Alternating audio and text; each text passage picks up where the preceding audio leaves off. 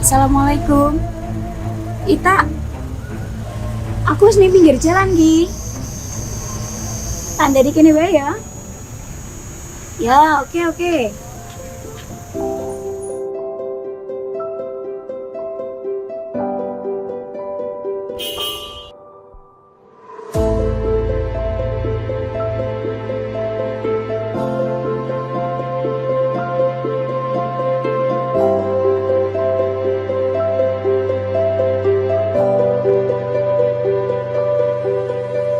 Ketika berwisata di kejauhan sana, di balik gugusan pegunungan yang indah, tersembunyi cerita luar biasa tentang sosok yang keberadaannya hampir terlupakan. Kabupaten Batang adalah sebuah surga tersembunyi yang mengundang para pelancong untuk menjelajahi keindahan alamnya yang memukau. Terletak di jantung Jawa Tengah, tempat ini bukan hanya menyimpan kekayaan alam, tetapi juga menjadi saksi bisu perjalanan seorang pahlawan yang penuh pengabdian serta pengorbanan.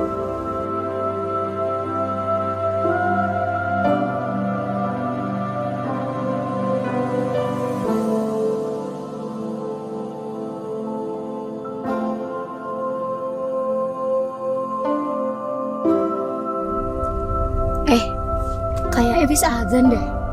Kita golek musola atau masjid sik wae yuk. Kayaknya ning ngarep kono ana musola deh. Oh, iku yo. Ya wes mandekane wae, Pak. Tapi aku rak melu ya, soalnya aku sik ra salat. Ya wis awakmu nunggu ning mobil bae. Aku karo Waro sing metu. Ya, oke.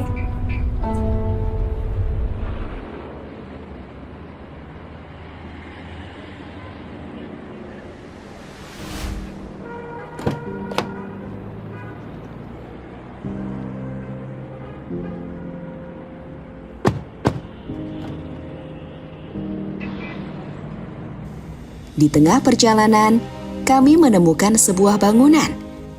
Awalnya kukira musola, namun setelah melihat lebih dekat,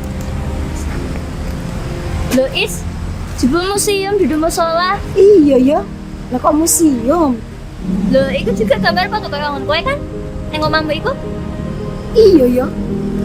Ah, ya wes nang musola liyane bae. ternyata itu adalah museum yang menampilkan sosok pahlawan. Nyapa sih ning kono, Is? Ayo nang musola. Iya ya. Yang wajahnya persis dengan gambar yang ada di rumahku. Sejenak aku merasa kaget dan bingung. Siapa sebenarnya beliau? Rasanya seperti menemukan potongan misteri yang tak terduga di tengah petualangan kami. Aku Istiqomah, tapi panggil saja aku Isti. Tempat tinggalku berada di sudut kota Batang. Lahir dalam keluarga rifaiyah, namun sejauh ini aku tidak mengerti tentang sosok di balik itu semua. Seperti kebanyakan anak seumuranku, aku sibuk dengan duniaku sendiri. Namun, rasa penasaranku mulai muncul hingga membuatku bertekad mencari tahu tentang segala hal yang berkaitan dengan beliau. Sosok yang pengabdiannya diabadikan dalam sebuah museum.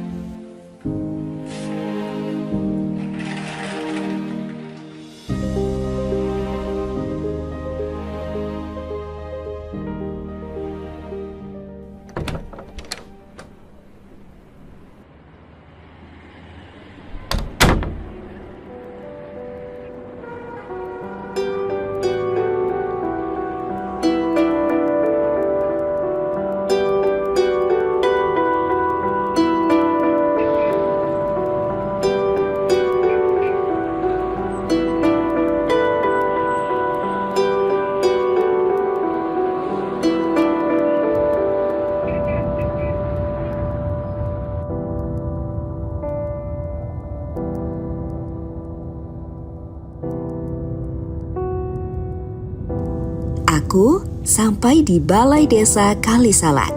Secara kebetulan, aku bertemu dengan Pak Lebe. Beliau dengan ramah menawarkan untuk mengantarku ke museum. Monggo, Mbak. Dari kantor pelayanan. Oh, J, Pak. Ngapunten, nuwun sewu, perkenalkan dulu, saya Isti. Kebetulan saya itu penasaran sekali dengan museum Kiai Haji Ahmad Rifai yang ada di sana. Dan saya ingin cari tahu tentang beliau. Nanti bisa saya arahkan dan saya temani. Kebetulan sekali kalau begitu. Monggo, Mbak.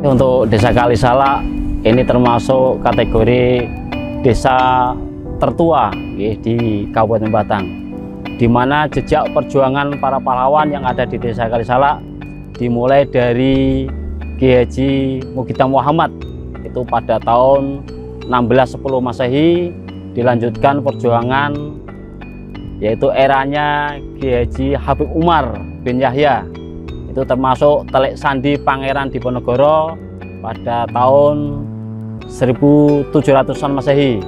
Dilanjut kemudian eranya Kiai Haji Ahmad Rifai di 1843. Itu yang secara jejak digital yang sudah diarsipkan oleh pemerintah desa. Kemudian khusus untuk Kiai Haji Ahmad Rifai ini luar biasa, termasuk pahlawan nasional di Indonesia.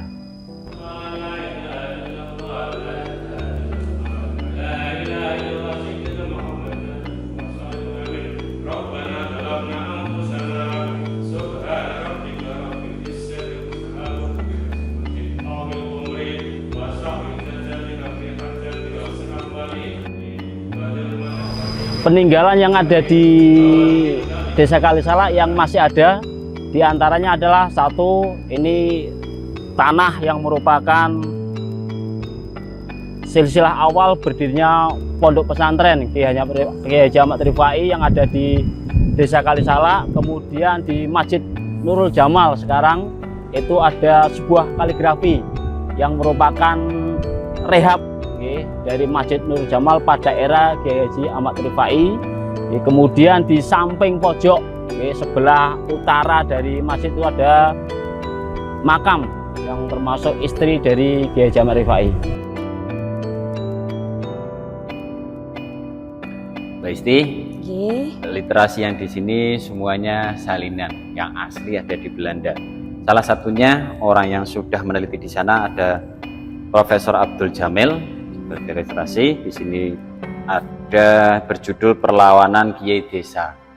Ini full tentang Mbah Kiai Haji Ahmad Rifai.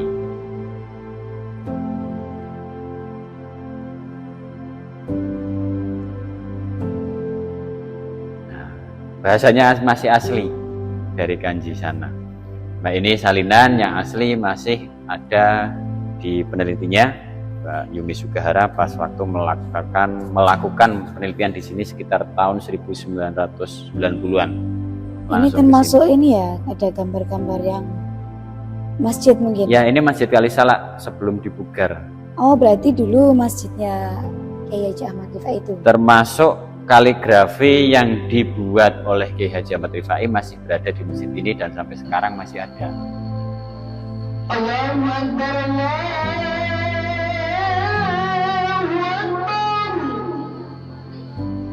Karya Rifai itu jumlahnya cukup cukup besar ya. Waktu itu karyanya itu sekitar 65 karya Kiai Rifai ya. Sebagian besar disimpan oleh warga Rifaiyah, dicetak kembali melalui percetakan di Pekalongan waktu itu. tetapi ada karya-karya yang tidak dimiliki oleh warga Rifaiyah, karena pada abad 19 karya tersebut oleh pemerintah kolonial dianggap berbahaya bagi kelangsungan pemerintah kolonial di Hindia Belanda, yaitu di negara yang sekarang namanya Indonesia ini.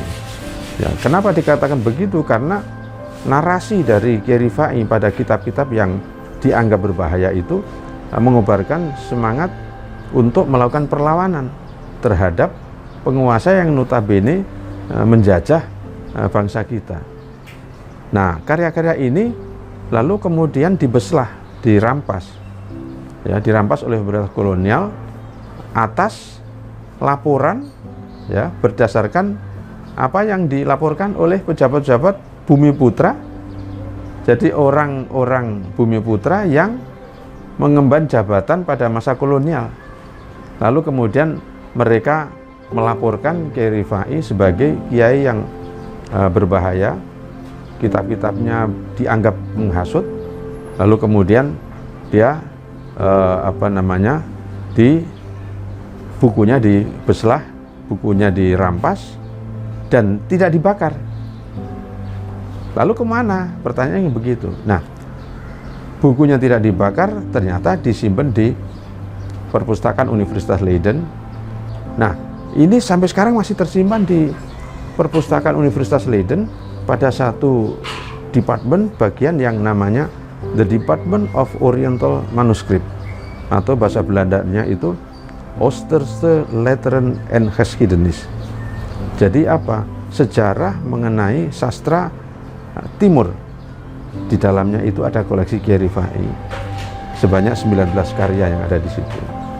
Sebagian besar karya itu sudah saya copy, lalu kopinya saya berikan juga kepada Rifaiyah agar supaya mereka memiliki dokumen dari kitab-kitab yang dulu dirampas oleh pemerintah kolonial dan dibawa ke sana, disimpan sampai sekarang di sana.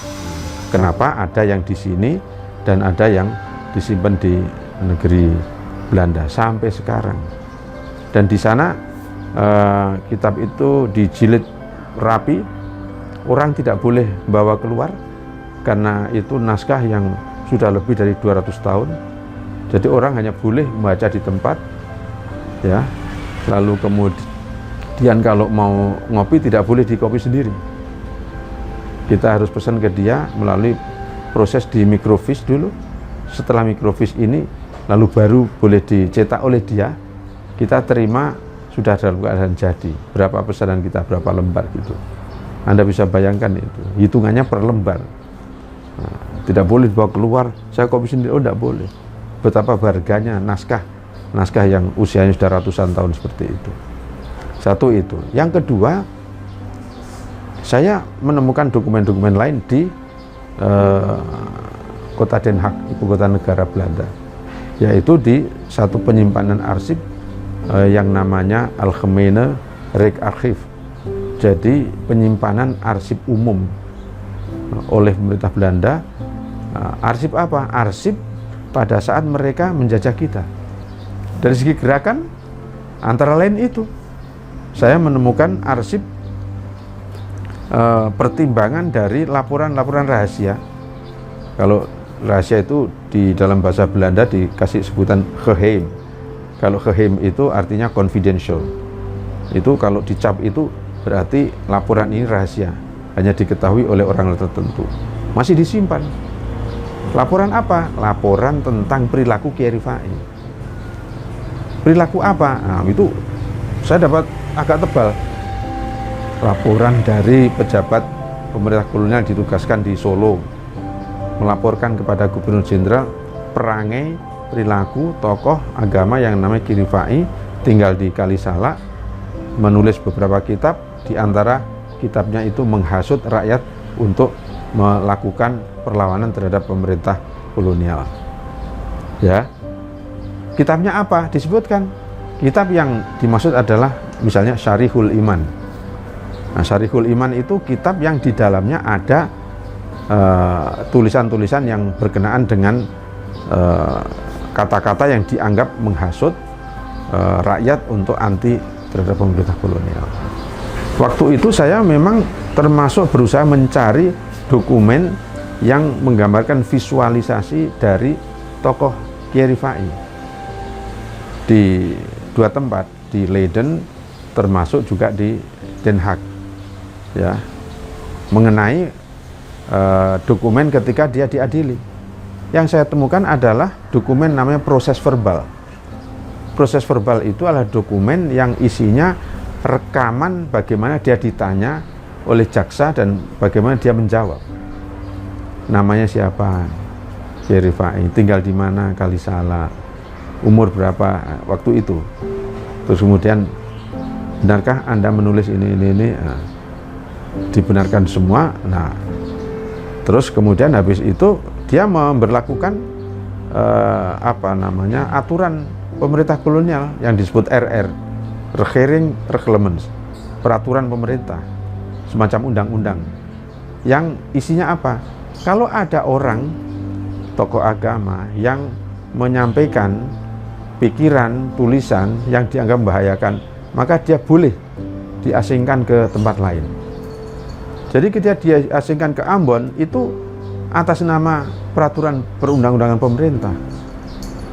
Makanya jalan keluarnya kan kayak tokoh Kiai Mojo diasingkan ke Manado, Diponegoro lalu ke Makassar. Begitu cara dia.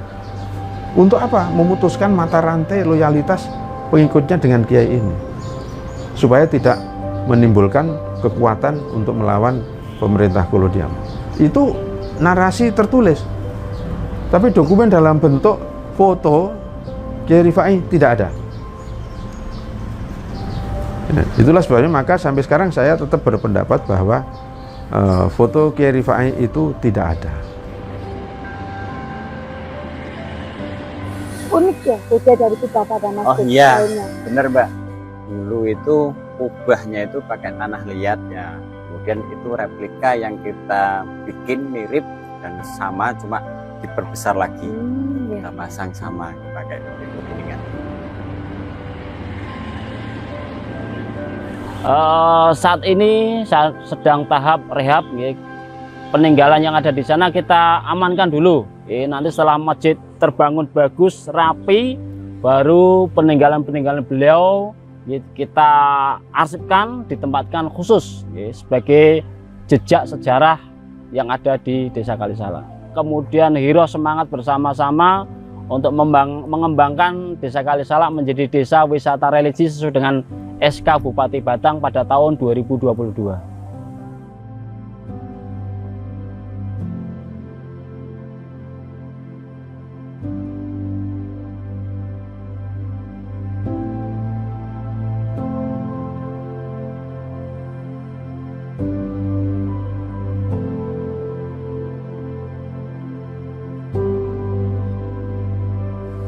Empat tiang ini memang dari awalnya atau dari dulu tetap kita tidak rubah sesuai amanah sesepuh. Terus sampai sekarang pemugaran ini kita tetap pertahankan. Di sini juga ada peninggalan Mbah Kiai Haji Ahmad Rifai. Kaligrafi asyhadu alla ilaha illallah wa asyhadu anna Muhammadar Rasulullah itu sesuai dengan artinya saya ingsun bersaksi bahasanipun bahwa pangeran niku Gusti Allah lan Kanjeng Nabi Muhammad niku utusane Gusti Allah.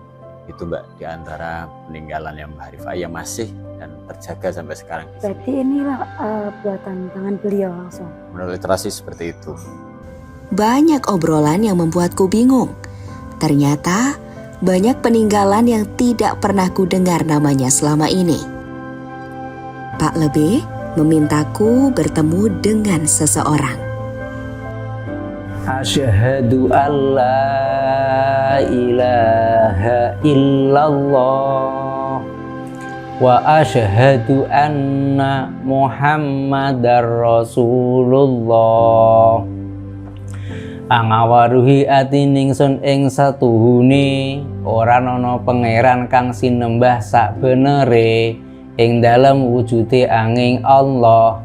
Lan angawaruhi ati ningsun ing satuhune Nabi kita Muhammad iku utusane Allah kang tinurunan kitab Quran kang dadi panutan agama Islam utawi rukune Islam iku sawiji belaka yaiku ngucap syahadat loro kang wis kasebut. Assalamualaikum.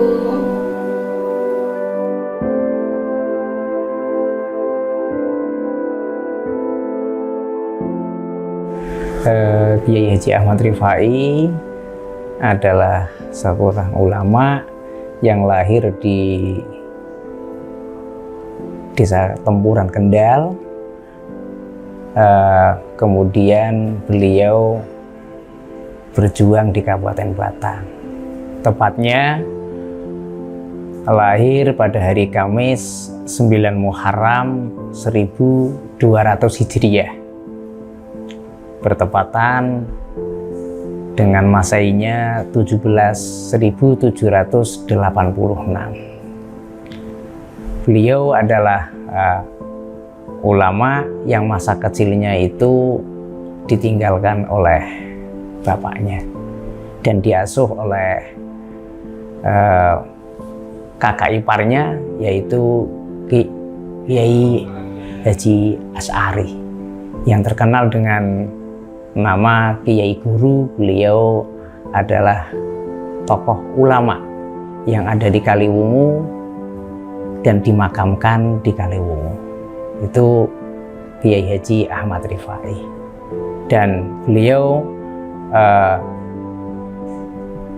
mengajarkan agama Islam tepatnya di Desa Kalisalak, Limpung, dan mendirikan pesantren hingga berdakwah beliau di situ, sehingga mengajarkan agama Islam, mengajarkan masyarakat untuk santri-santrinya untuk melawan benci terhadap kolonial penjajah, hingga akhirnya beliau ditangkap dan diasingkan di Ambon dan kemudian dipindah di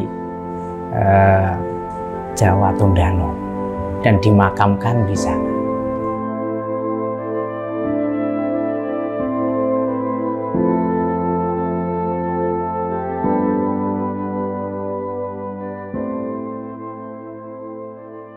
Pada tahun 2004 itu beliau dinobatkan dianugerahi menjadi pahlawan nasional dari Kabupaten Batang. Pada saat itu Kabupaten Batang dipimpin oleh Pak Bupatinya, yaitu Bapak Haji Bambang Bintoro, dan Pak Presidennya yaitu Bapak Susilo Bambang Yudhoyono. Dan masyarakatnya itu belum tahu, itu kan kemungkinan karena masih pendeknya waktu, masih singkatnya waktu, sehingga belum banyak masyarakat yang mengetahui bahwa beliau itu putra terbaik dari Kabupaten Batang yang menjadi pahlawan nasional.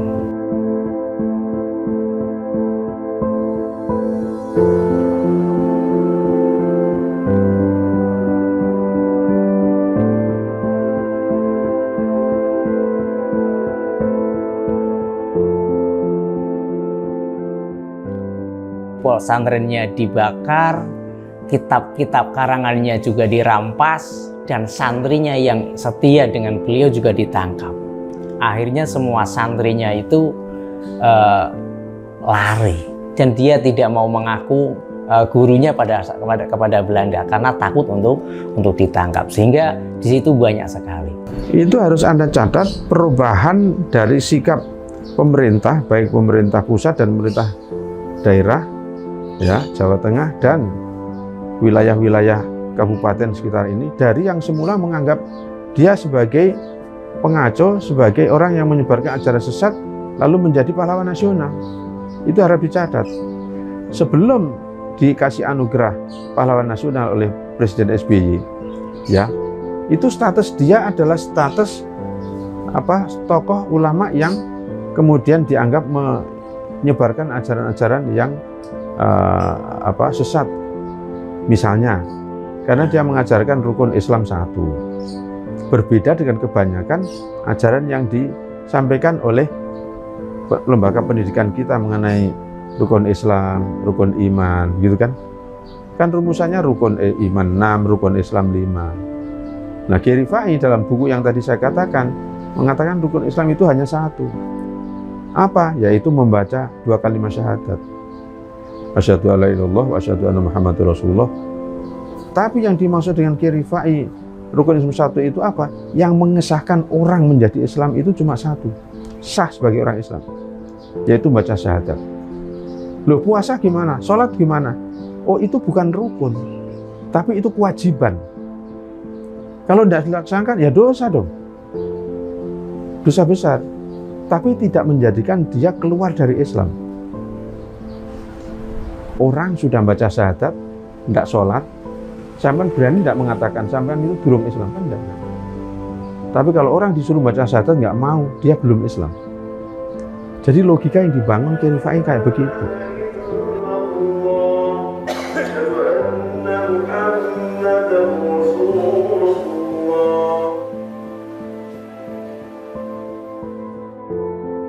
Budaya dari beliau itu mas banyak mas. Di antaranya itu rumah-rumah dari warga Rifaiyah itu tidak hanya pintu depan mas. Jadi ada di pintu samping atau belakangnya itu ada. Jadi karena pintu samping atau pintu belakang itu minimal ketika ada tamu yang cowok, yang bapak-bapak itu lewat pintu utama depan, kemudian si ibu-ibu yang putri itu lewat pintu samping atau pintu belakang. Itu peninggalan budaya dari beliau. Kemudian juga ada rebana mas. Rebana dengan siiran siiran Jawanya itu, tapi siirannya itu beda. Siirannya itu siiran Jawa, tapi isinya tentang syariat. Kemudian ada lagi peninggalan yang sampai sekarang mas. Itu sampai sekarang itu juga masih dikerjakan oleh masyarakat Rifaiyah, yaitu batik dengan nama batik Rifaiyah. Dan prosesnya lagi itu yang uniknya itu dalam segi membatiknya itu juga dengan bahasa ada dengan siirannya itulah.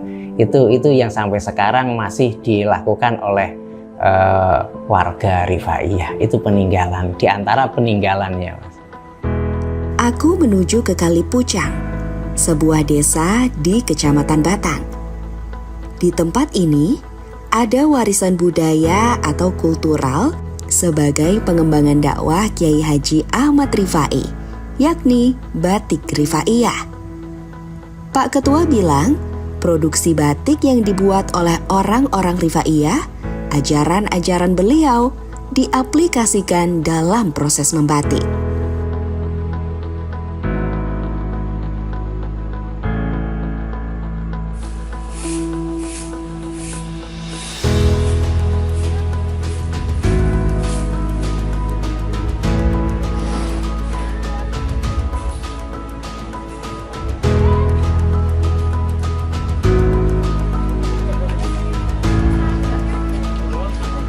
Assalamualaikum.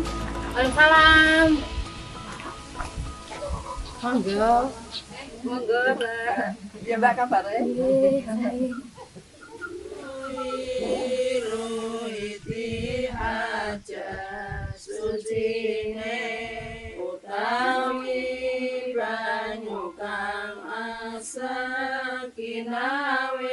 Pada Rifaiyah, kita bicara tentang pada Rifaiyah ya. Kita beruntung sekali, saya terutama ini sangat beruntung. Kami dilahirkan di Desa Kali Pucang Wetan, Kecamatan Batang, Kabupaten Batang, yang merupakan sentra batik Rifaiyah satu-satunya sekarang yang ada di Indonesia. Batik Rifaiyah ini berkembang dulu ada beberapa tempat, tetapi kemudian mereka punah dan kita yang masih meneruskan batik ini. Batik Rifaiyah dibuat oleh perempuan-perempuan Rifaiyah. Dan hebatnya lagi, batik ini memang dibuat dari A sampai Z oleh perempuan. Laki-laki bahkan tidak ikut campur. Padahal hal-hal yang berat seperti lorot dan lain sebagainya, tapi itu dikerjakan sendiri oleh perempuan-perempuan Rifaiyah. Nah, batik Rifaiyah itu dibikin, dibuat, dipasarkan, dipakai oleh para perempuan Rifaiyah pada waktu itu.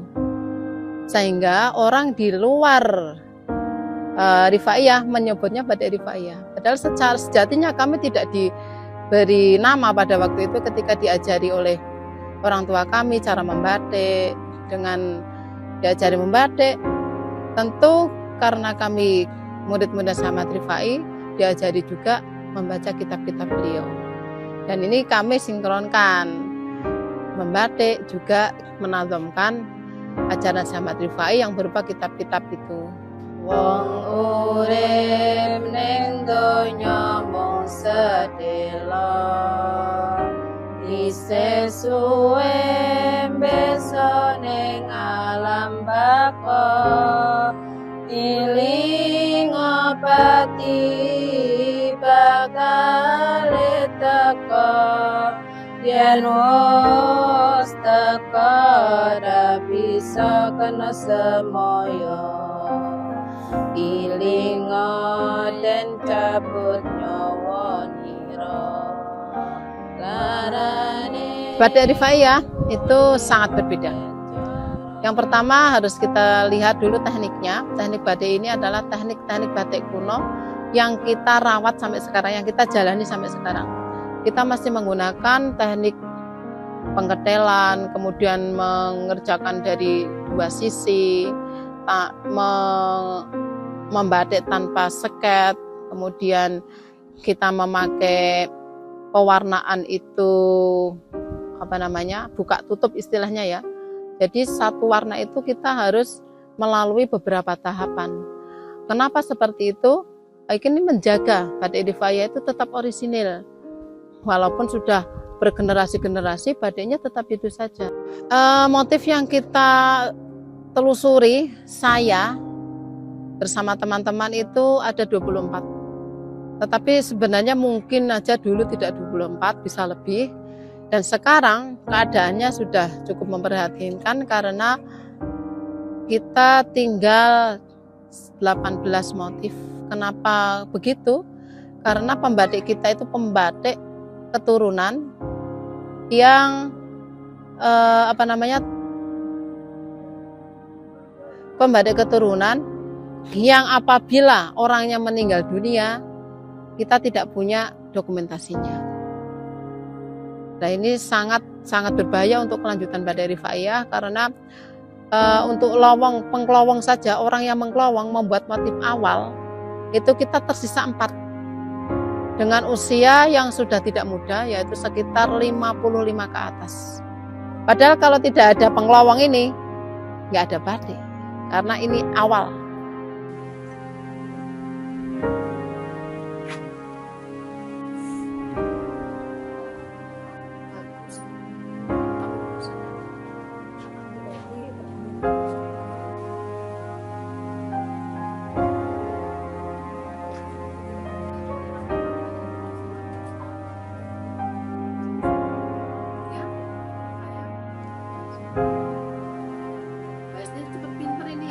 Generasi sekarang kami sedang dalam keadaan sangat prihatin karena anak muda sekarang tidak banyak, bahkan hampir tidak ada yang mau bergelut di batik ini.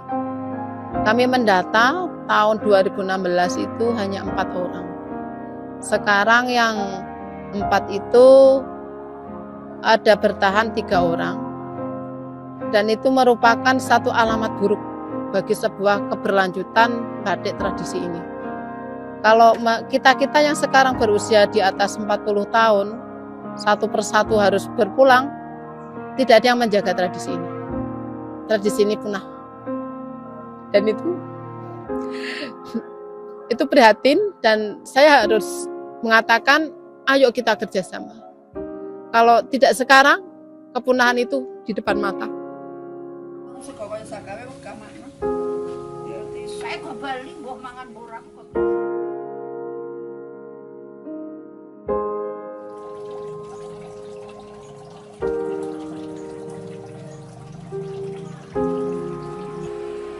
mereka nggak mau berkutat, hanya membatik dengan penghasilan yang sangat minim di bawah UMR. Satu batik terjual sekitar 700 sampai 3 juta. Itu dibikinnya tidak mudah, sangat rumit. Dan siapa yang mau? Hanya orang-orang yang merasa ini hidup saya, ini budaya saya. Dan untuk membangkitkan ke anak muda, susah. Kita berhadapan dengan zaman seperti ini. Prihatin sekali saya.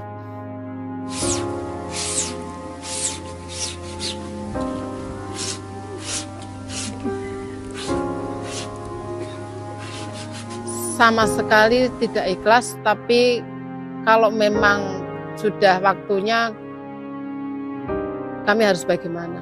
Maka ini kita sudah berada di tepi kemusnahan. Harus bersinergi dengan banyak orang, banyak lembaga untuk menyelamatkan ini.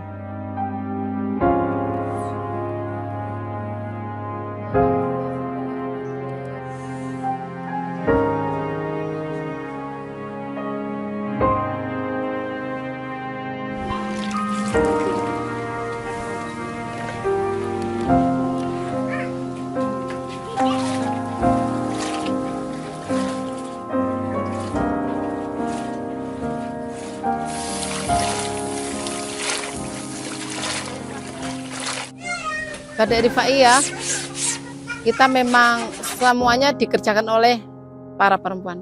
Bahkan meracik warna itu yang mengerjakan perempuan.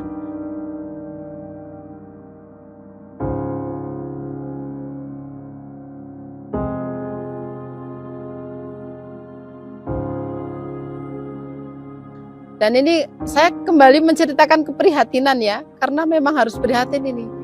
Kita hanya punya satu pengracik warna, usianya 46.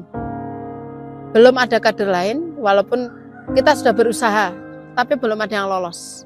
Jadi yang perlu kita perhatikan, pengelawang tinggal 4, pengracik tinggal 1. Kalau pengracik ini kembali ke haribaan Allah, kita mau diracikan oleh siapa dengan batik yang seperti ini? Itu salah satu sangat prihatinnya.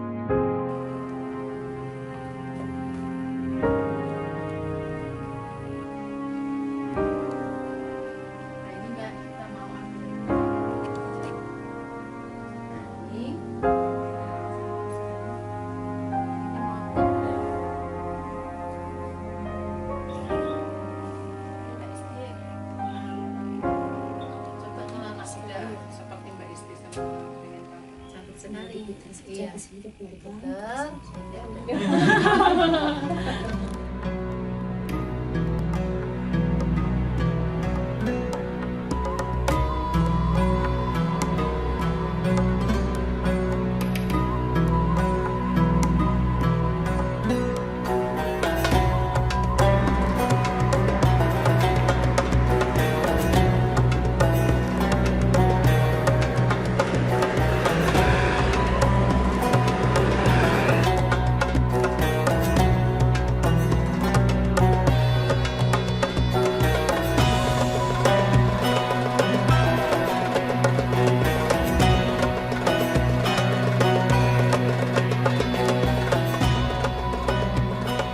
Keyakinanku terhadap perjuangannya sebagai pahlawan nasional semakin menguat.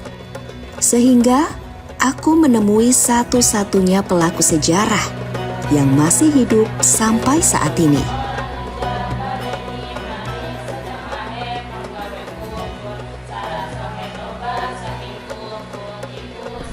Kiai Haji Ahmad Rifai adalah seorang ulama yang progresif dan mempunyai karya tulis yang sangat banyak pada abad ke-19.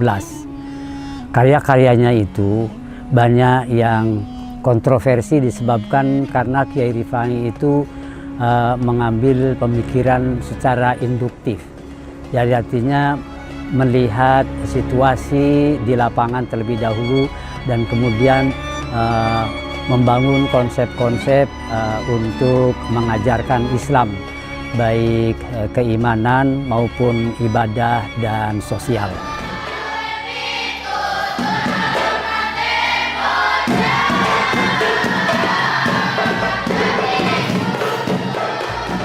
Biasanya para ulama itu bersifat deduktif.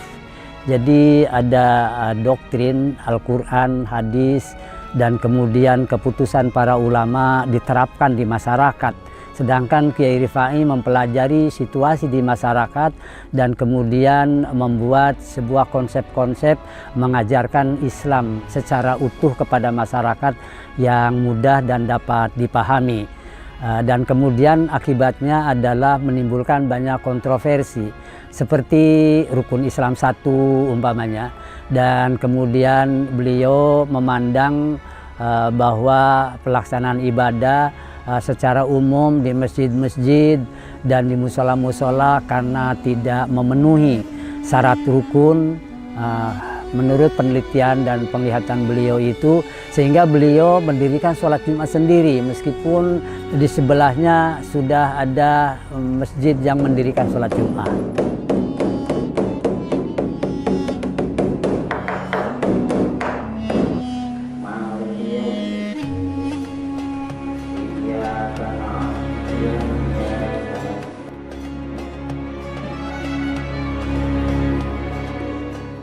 Itu diantaranya hal-hal yang menyebabkan kebencian masyarakat, terutama birokrat pribumi.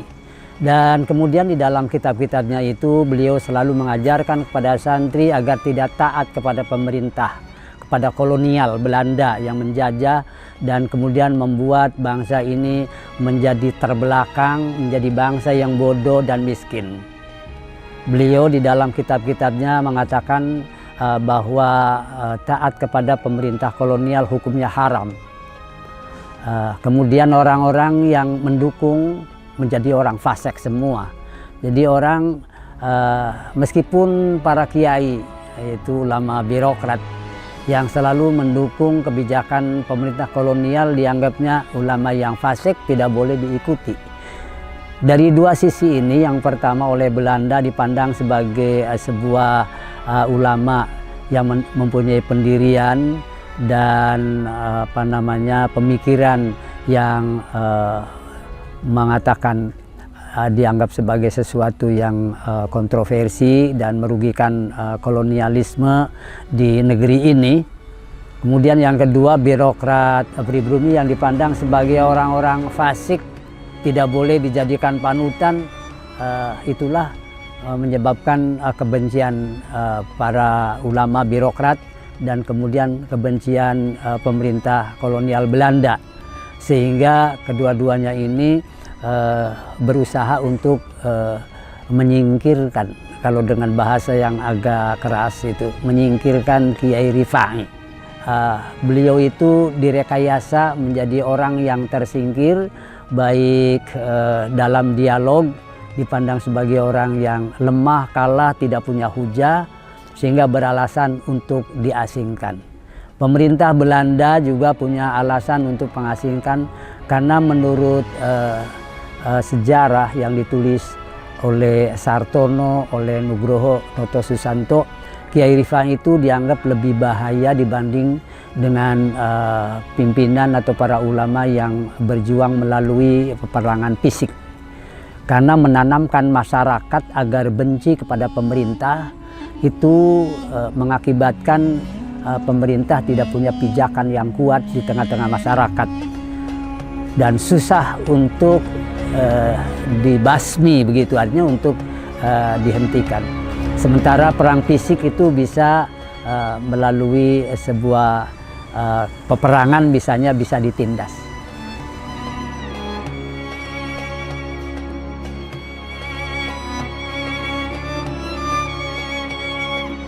Jadi beliau sebagai pahlawan nasional jelas karena beliau menanamkan kebencian kepada masyarakat dan kepada rakyat, terutama kepada murid-murid dan kepada santrinya yang tersebar di berbagai pelosok daerah itu. Kemudian beliau bersedia mengorbankan dirinya dan mengorbankan keluarganya untuk diasingkan. tidak ada kompromi dengan pihak Belanda itu. Dan kemudian disebabkan karena perjuangan beliau itu di Batang, di Kalisalak, Kabupaten Batang, oleh karena itu mengusulkan pahlawan nasional juga berangkatnya dari Batang, bukan dari tempat kelahirannya di Kendal. Saya kira ini alasan mengapa Kiai Rifai itu diangkat menjadi pahlawan nasionalnya dari Batang, dari karena perjuangannya itu di Batang. Figur sentral dari organisasi Rifai adalah Kiai Haji Ahmad Rifai, dan kemudian organisasi ini berangkat dari sebuah seminar ya nasional di Yogyakarta. Fikih Kiai Haji Ahmad Rifai dan perbandingannya itu dalam satu konteks. Artinya pernyataan Kiai Haji Ahmad Rifai yang pasti bahwa beliau ini penganut mazhab Syafi'i begitu. Dan kemudian termasuk aliran Ahlussunnah wal Jamaah menurut pengertian umum, Pak. Menurut pengertian yang umum. Dan kemudian terinspirasi dari Festival Istiqlal di Jakarta yang mengangkat berbagai perjuangan para ulama di seluruh Indonesia ini. Inilah yang kemudian para santri setelah seminar nasional di Yogyakarta dan kemudian Festival Istiqlal di Jakarta yang memberikan sebuah rekomendasi kepada murid-murid Kiai Rifai yang pertama untuk mendirikan organisasi, dan kemudian rekomendasi yang kedua agar organisasi itu mengusulkan Kiai Rifai menjadi pahlawan nasional, karena Kiai Rifai itu tidak mempunyai keluarga di Jawa ini, dan keluarga yang ada di Minahasa itu belum ditemukan pada waktu itu. Sehingga rekomendasi dari seminar nasional itu kepada organisasi yang nantinya dibentuk untuk mengusulkan Kiai Rifai menjadi pahlawan nasional. Itu sebabnya bahwa organisasi ini harus berdiri, tujuan utamanya adalah untuk menelusuri dan kemudian mengangkat Kiai Rifai sebagai pahlawan nasional karena jelas-jelas jasanya dan jelas-jelas pengorbanannya. Beliau diasingkan, terpisah dari keluarga dan santri lingkungannya, dan kemudian puluhan tahun, jadi lebih dari 100 tahun, murid-muridnya tidak mengetahui di mana makam gurunya itu.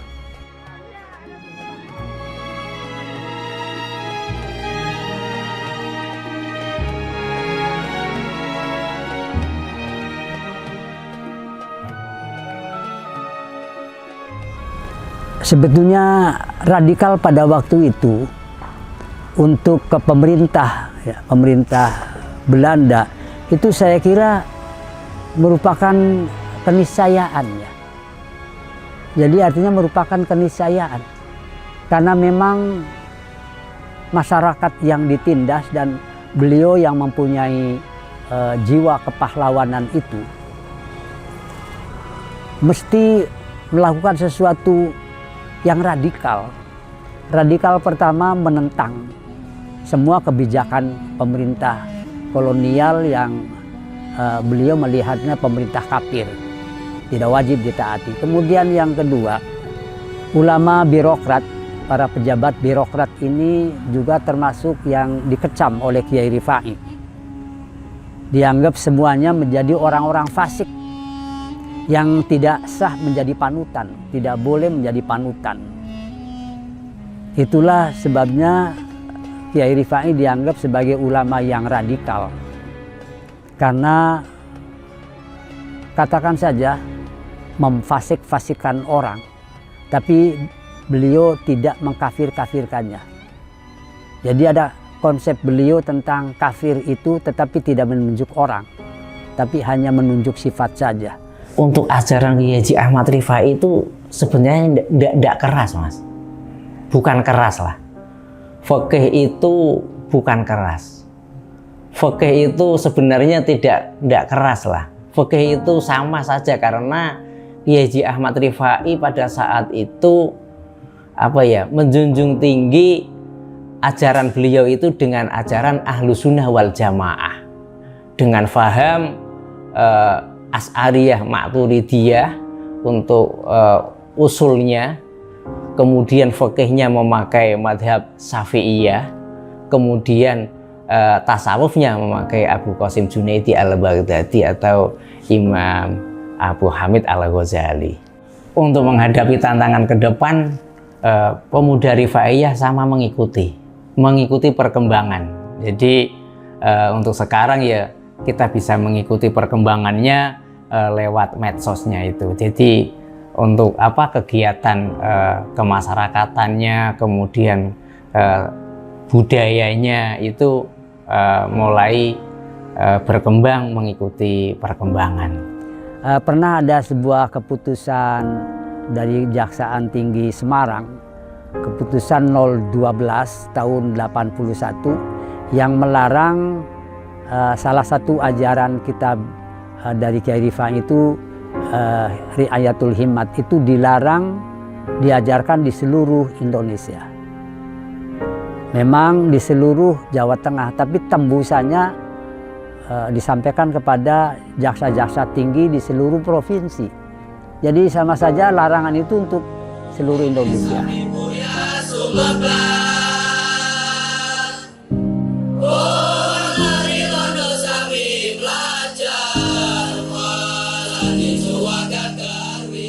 Rifaiyah resmi didirikan pada tanggal 25 Desember 1991 di area Yayasan Rifaiyah Arjawinangun Cirebon.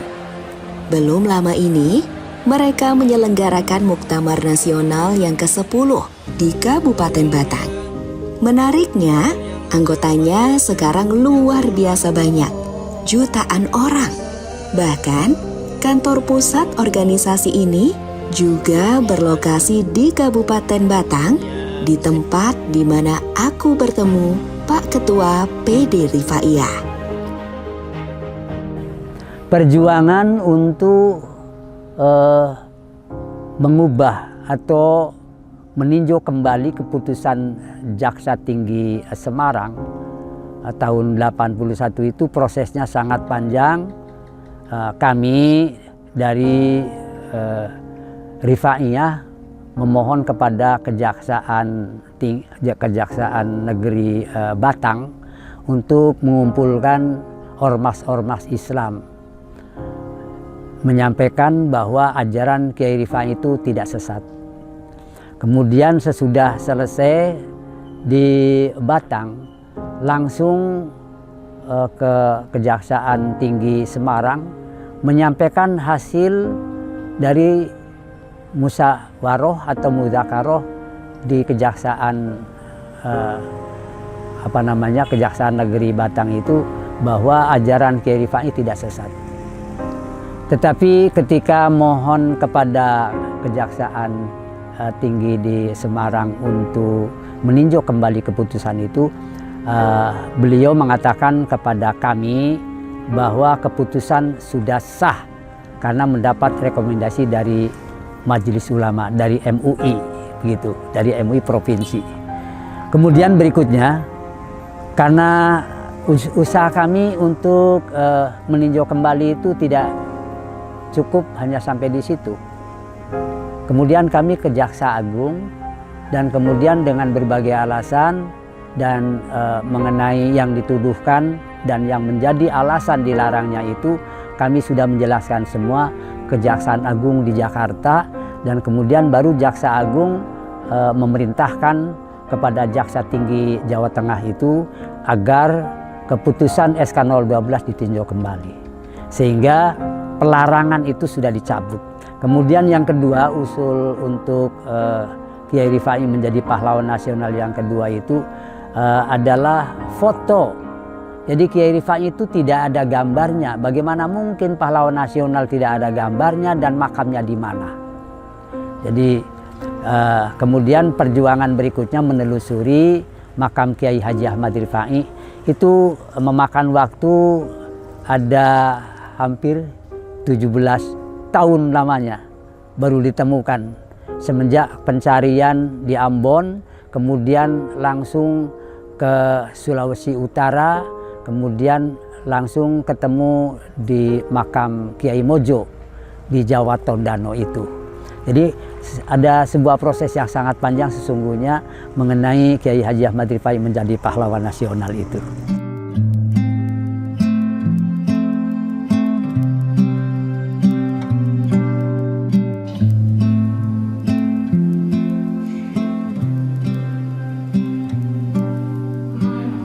Sambil makan juga. Iya, boleh ya. Oke, dia iya harus dong.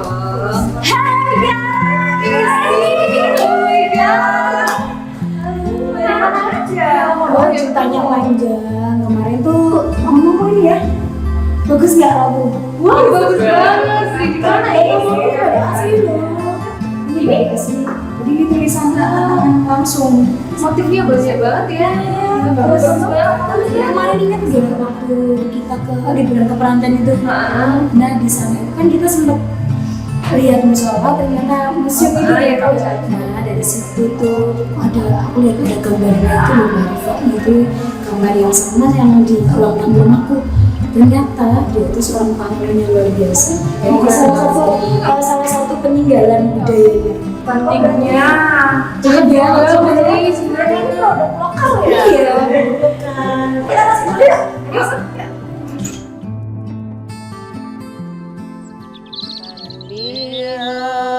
Dan kena orang wong najang ibadat Arab mabaki sekarukon rukun lan syarat sekarukon lan batale warui aja susine banyu wajib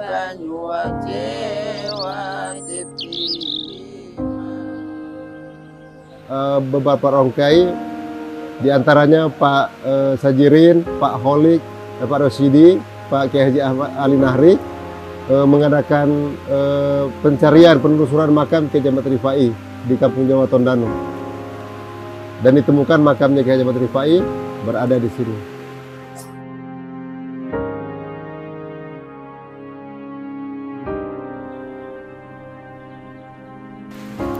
Jadi mbah kami Kiai Haji Ahmad Rifai menikah dengan nenek kami Yolanda Rumambi yang merupakan anak dari seorang pemuka di sini yang kalau setara dengan sekarang setara gubernur. Sebagai orang yang terpandang kalau di sini bilang walak atau kepala suku, mendapatkan seorang anak yang diberi nama Marjan Rifai. Di saat Mbah Marjan berumur 6 tahun, nenek Rumambi meninggal dunia. Terus Mbah Kiai Haji Ahmad Rifai menikah lagi dengan nenek Pelealu Sompotan, mendapatkan 4 orang anak. Yang tapi anak-anaknya itu keturunannya tidak ada di Manado sini, ada di Gorontalo tersebar. Jadi yang menyebar di Tondano, Sulawesi Utara ini keturunan dari Mbah Marjan.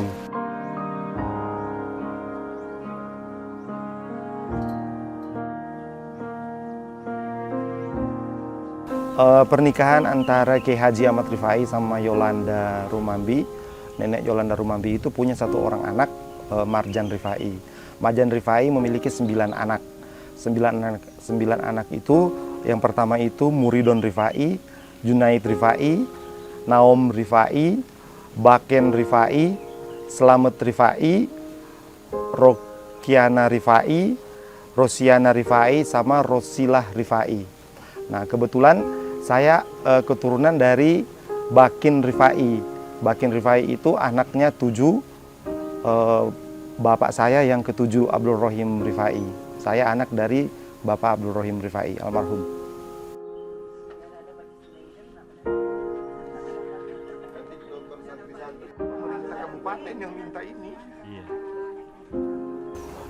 Sebagai keturunan keluarga Ahmad Rifai tentu sangat bangga tentang penemuan makam ini, tapi sebelum penemuan makam, kita sebagai keturunan sudah diajarkan oleh orang tua kita, sudah sering datang kemari bahwa ini makam mbah kami, Ahmad Rifai. Tapi waktu itu kami belum tahu kalau mbah kami ini pahlawan.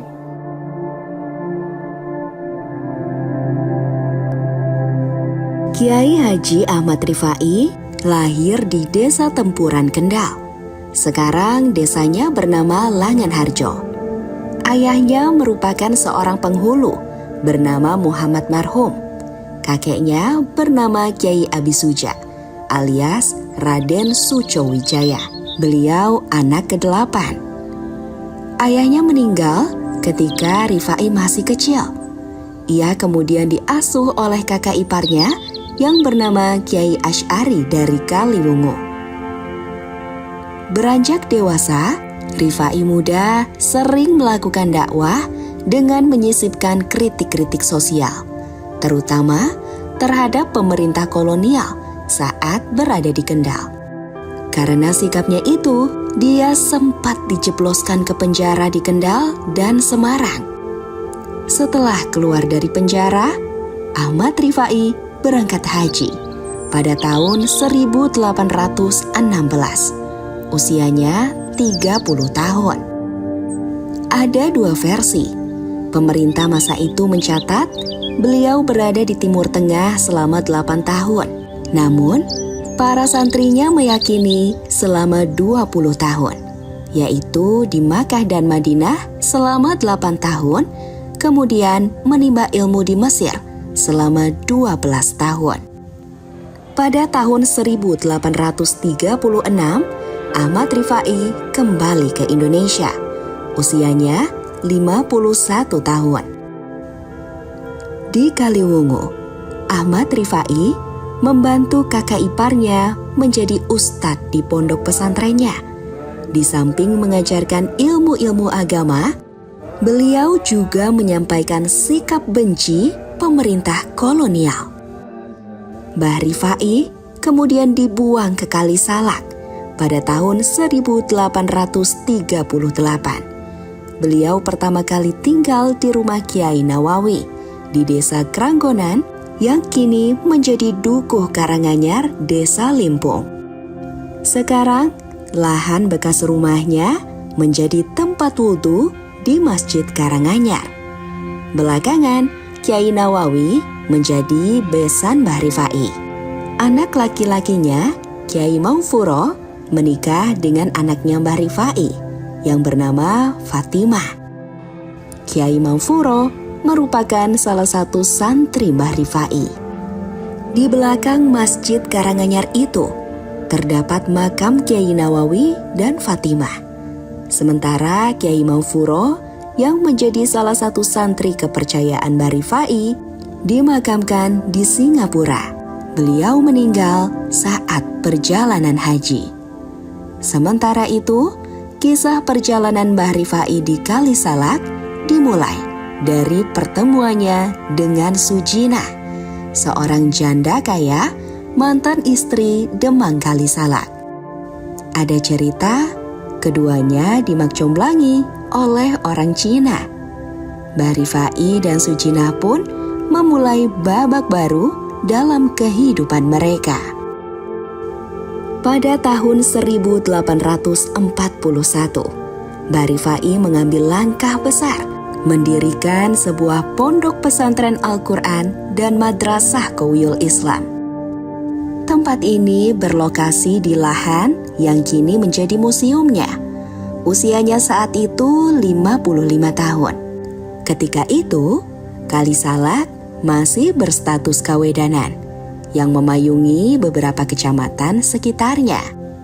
Santri-santri Kiai Haji Ahmad Rifai berasal dari berbagai daerah seperti Wonosobo, Tegal, Gombong, Kendal, Pekalongan, Batang, dan lainnya. Jumlah mereka mencapai ratusan orang. Ada santri mukim dan tidak mukim. Di sini dulu berdiri 3 bangunan pondok yang terbuat dari bambu. Bentuknya seperti rumah panggung. Di sini, Mbak Rifai ternyata sangat produktif dalam menulis, menghasilkan 61 judul kitab. Kitab-kitab tersebut ditulis dengan huruf Arab Pegon. Bentuknya berupa syair, puisi, tembang Jawa, tambih, hingga nazom doa. Aku membayangkan lokasi pesantren ini dahulu sangat asri. Di depan museum terdapat sumber mata air yang digunakan untuk kegiatan sehari-hari. Ada juga peninggalan berupa batu berukiran tulisan Arab. Meskipun sayangnya batu tersebut kini tidak lagi berada di sini. Hanya sisa secuil yang disimpan di belakang Masjid Karanganyar. Dahulu, batu tersebut digunakan sebagai pijakan untuk berwudu dan juga tempat memandikan orang-orang yang akan memeluk agama Islam. Di Karanganyar terdapat peninggalan lain berupa mut batok kelapa yang diukir dengan tulisan Arab Pegon. Ikilah takaran mut, beras seperes, selikur ringgit, suku setali, telung sogo, patang mut. Sangking Haji Ahmad Rifai Ibni Muhammad marhum. Singkat cerita, Mbak Rifai diasingkan ke Ambon tahun 1859 pada usia 73 tahun. Lalu, pesantrennya dibakar Belanda. Santri-santrinya sempat menyelamatkan beberapa barang peninggalan beliau, termasuk sebuah lemari. Menariknya, Kiai Haji Ahmad Rifai sendiri yang mengukir kaligrafi yang menjadi ornamen pada lemari itu. Benda itu sekarang berada di sebuah masjid di Ponpes Al-Bushro, Karangsambo, Wonosobo. Konon, lemari itu dipikul oleh santrinya dari Kalisalak ke Wonosobo. Mbah Rifai ini sungguh multitalenta. Beliau tidak hanya merupakan tokoh agama dan penulis ulung, tetapi juga bertani, ahli pertukangan, dan juga pintar membuat seni ukiran. 100 tahun berselang, para keturunan santrinya Kiai Rifai mulai mencari makamnya. Berbagai tempat dicari selama sekitar 17 tahun. Pencarian itu dimulai sejak tahun 79. Awal pencarian dilakukan di Ambon, namun tidak membuahkan hasil sama sekali. Pada sekitar tahun 1996, makam Mbah Rifai baru ditemukan di Minahasa, tepatnya di Kompleks Makam Jawa Tondano. Penemunya adalah seorang pejabat di Kementerian Agama. Pada tahun 2000, dua tokoh Rifaiyah datang untuk memvalidasi temuan tersebut dan temuan itu dianggap benar. Kemudian pada tahun 2002, sebuah rombongan yang terdiri dari 16 kiai juga datang ke sana untuk ikut memvalidasi. Kini, ajaran-ajaran Mbah Rifai diamalkan oleh murid-muridnya yang tersebar di seluruh Indonesia. Mereka membentuk sebuah organisasi keagamaan yang dikenal dengan nama Rifaiyah.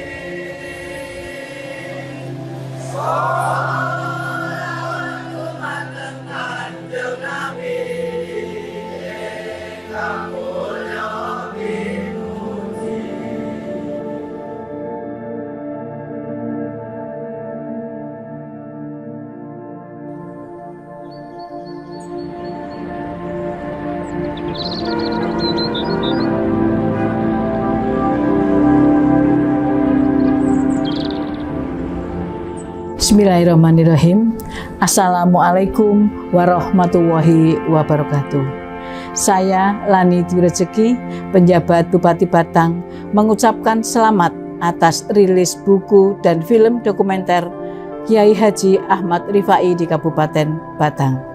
Semoga karya tersebut dapat menginspirasi dan memberikan wawasan baru bagi masyarakat. Kiai Haji Ahmad Rifai merupakan sosok yang dihormati dan diakui di Kabupaten Batang. Beliau dikenal sebagai tokoh yang penuh dedikasi dalam menyebarkan nilai-nilai keagamaan dan kebijaksanaan. Sebagai figur spiritual, Kiai Haji Ahmad Rifai telah memberikan kontribusi besar dalam membimbing dan memotivasi masyarakat setempat.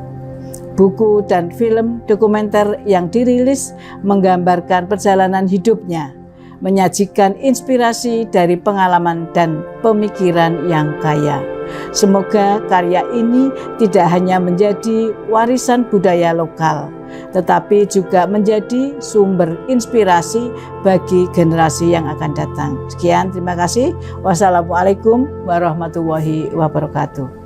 Assalamualaikum warahmatullahi wabarakatuh. Saya Ahmad Farhan, Kepala Kantor Kementerian Agama Kabupaten Batang, sangat-sangat mengapresiasi atas dibuatnya film dokumenter mencari jejak Kiai Haji Ahmad Rifai. Yang saya tahu bahwa beliau adalah salah satu pahlawan nasional. Dan ini patut diketahui oleh masyarakat luas, wabil khusus masyarakat Kabupaten Batang, bagaimana beliau berkiprah, bagaimana beliau berjuang, bagaimana beliau berdakwah dengan segala tantangan dan rintangannya pada saat itu. Ini sangat-sangat penting. Sekali lagi saya sangat mengapresiasi atas dibuatnya film dokumenter ini. Assalamualaikum warahmatullahi wabarakatuh. Pembuatan film dokumenter Jejak Mbah Rifai Kabupaten Batang itu merupakan satu kegiatan yang dilakukan untuk mengenal lebih jauh Mbah Rifai yang merupakan salah satu pahlawan nasional dan ulama besar di Kabupaten Batang. Yang ini harus masyarakat, kemudian generasi-generasi muda di Kabupaten Batang dan sekitarnya mengenal lebih jauh siapa Mbah Rifai yang merupakan satu tokoh nasional, tokoh agama, tokoh panutan yang harus kita tauladani bersama di Kabupaten Batang maupun di Indonesia, karena merupakan satu pahlawan nasional yang ada di Indonesia. Berdasarkan pengamatan kami bersama para penggiat literasi Kabupaten Batang, di lapangan menunjukkan bahwa sebagian masyarakat Batang itu belum mengetahui secara keseluruhan siapa itu sosok tokoh pahlawan nasional, ulama besar kita, Kiai Haji Ahmad Rifai. Untuk itu, harapan kami dari para penggiat literasi Batang punya ide, punya inovasi untuk mengingatkan lagi, memperkenalkan lagi Kiai Haji Ahmad Rifai. Meskipun dari literasi yang ada sudah banyak para peneliti-peneliti yang meneliti tentang jejak beliau. Namun demikian, karena tadi fakta faktual kita di lapangan masih banyak yang belum tahu, harapan kita terutama sekali khususnya masyarakat Batang itu bisa mengetahui tentang sejarah perjalanan perjuangan Kiai Haji Ahmad Rifai.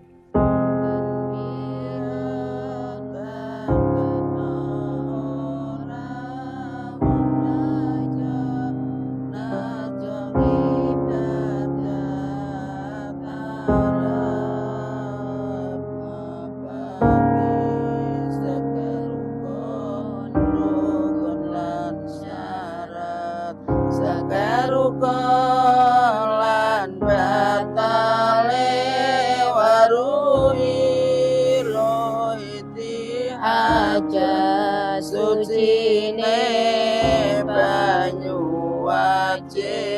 banyu wajib diimat utawi banyu kang asa ginawe sucine iku banyu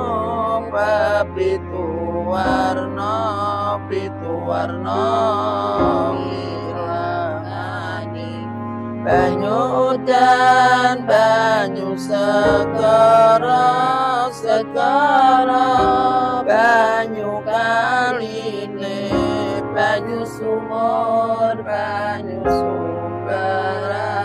sumberan tinamuni banyu aben banyu burut iku kinawaruha lamun durung paham mongko wajib pitakonan barang ilmu pahame sanging guru pituturan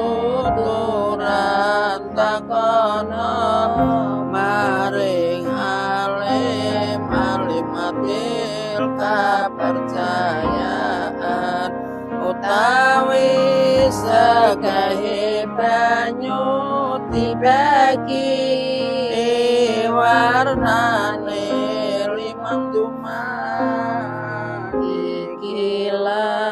ikilah partelane kandihen suci nojakan